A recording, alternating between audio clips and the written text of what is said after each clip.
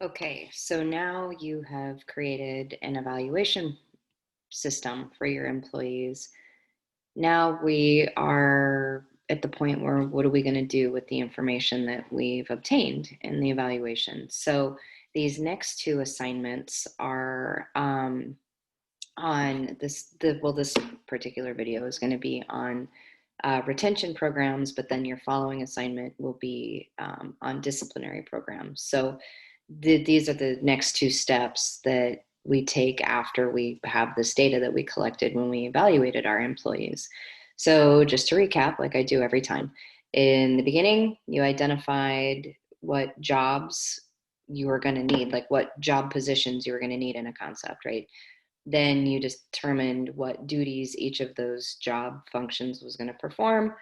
Then you expounded on that and discussed the qualifications that were going to be necessary in order to perform those job duties for each position when you did your job descriptions.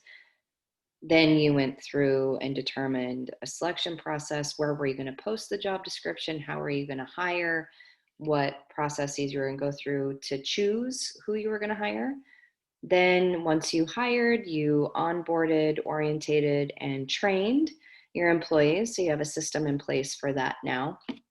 And then you went through and evaluated your employees to see how well everything was going.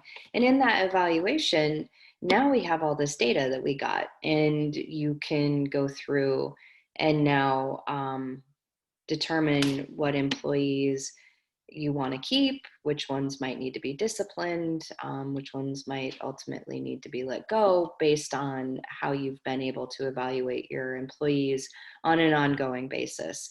And then also with this evaluation data that you obtained, you can look back and see how well your training programs have worked. Because if your employees are consistently missing the mark on something, it could quite possibly be a training issue, or it could quite possibly be a hiring issue. Maybe you're just not hiring the right people. So this about that last step in how you evaluate your employees gives you really critical data moving forward in a lot of different ways or looking back. So for purposes of this assignment, we are going to work on creating a retention program.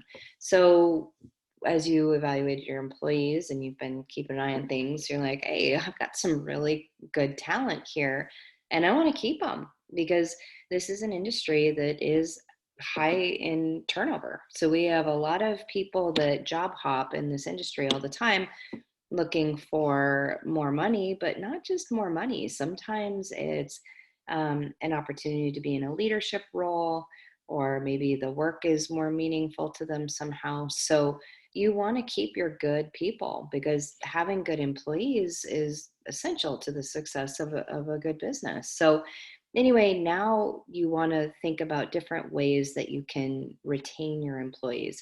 Put some thought into this. This class and my assignments in my classes for these projects isn't the pie in the sky dream of everything, you have an unlimited budget. These are really more realistic in nature. So think about the concept that you've chosen and what the reality is, especially, in situations where you could have a pandemic that makes it so you don't have in-room dining, or when you do, it's only 25% capacity for a period of time before it opens back up.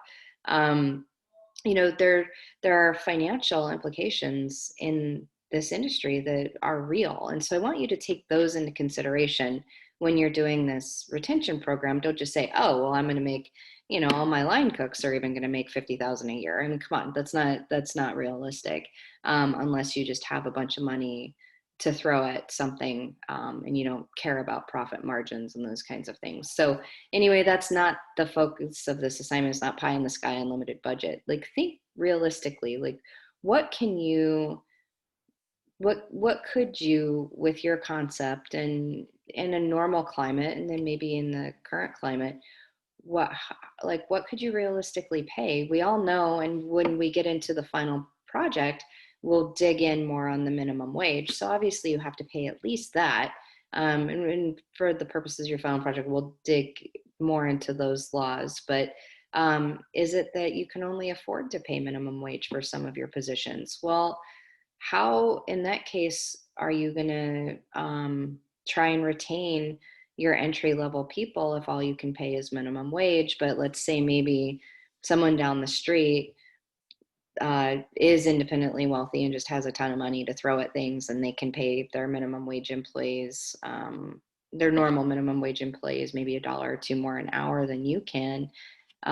What would incentivize your workers to stay with you? Is there something that you can do? Is there maybe flexibility in work schedule? Is there um, opportunities to grow in your company? Maybe some leadership opportunities or community outreach, if that's something that might be important to your employees. Like what can you offer them beyond money? And benefits would be the normal. So obviously that's going to be structured into your retention program, what you're going to pay.